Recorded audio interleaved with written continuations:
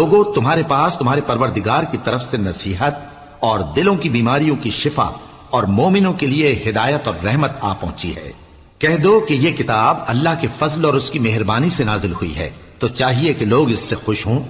یہ اس سے کہیں بہتر ہے جو وہ جمع کرتے ہیں۔ کہو کہ بھلا دیکھو تو اللہ نے تمہارے لیے جو رزق نازل فرمایا تو تم نے اس میں سے بعض کو حرام ٹھہرایا اور بعض کو حلال۔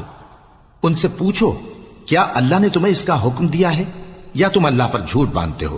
اور جو لوگ اللہ پر جھوٹ باندھتے ہیں وہ قیامت کے دن کی نسبت کیا خیال رکھتے ہیں؟